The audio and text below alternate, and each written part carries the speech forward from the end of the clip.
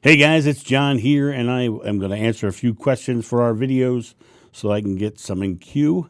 Uh, this one is one that came in on the comments on one of the videos. The video was Crazy Things Have Happened in My Life. And the question is, I have a question, John. When did you start meditating? And when you did, what kind of difficulties did you run into? And do you have any tips for anyone wanting to begin this practice? Also, I've watched one of your previous videos regarding meditation. You said that it is not a light show, which helped greatly. Thank you. Okay, good. This is a great question. I get asked about meditation all the time, and this is a perfect question to talk about because I think that a lot of people misunderstand meditation. As we've come from the ancient till now, there's been more and more different kinds of meditation. There's been mantra meditations. There's been fire meditations. There's been guided meditations. There's been walking meditations. There's all kinds of meditations, and I tried most of them, if not all of them. I literally went through as many as I possibly could. Now, this started back when I would say it was probably 1993 for me that I started meditating. So it's been a long time. I'm kind of showing my age a little bit, but not that this gray doesn't. But what kind of difficulties did I run into? I ran into the same difficulties that everybody who tries to meditate runs into. There is not one person in this world who doesn't run through these exact same problems, and it's interesting because these things I'm about to tell you, or this main thing I'm about to tell you, is a very simple solution. But it is why 90% of the world doesn't think they can meditate. And that's an important fact to say. 90% of the world doesn't think they can meditate because of what I'm about to say.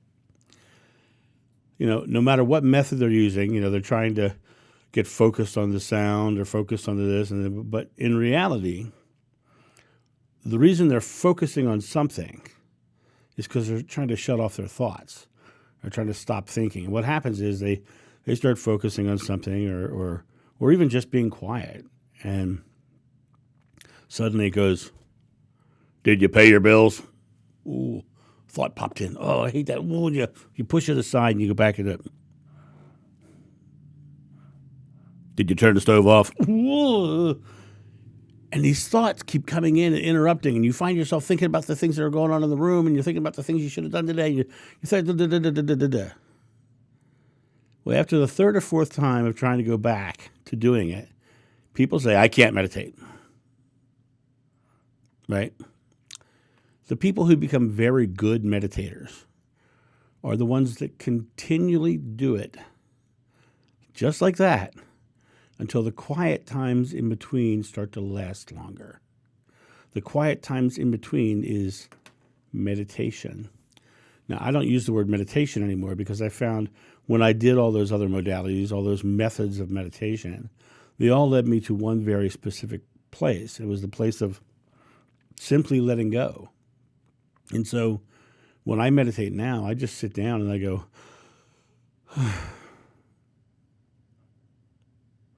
and I release my all the tension in my muscles, and I exhale to shut off the fear response.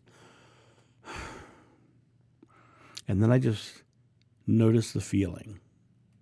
Because right when you release all the tension in your muscles and you exhale and you release any of the fear responses, you come back to the pure essence of God, the pure oneness within you.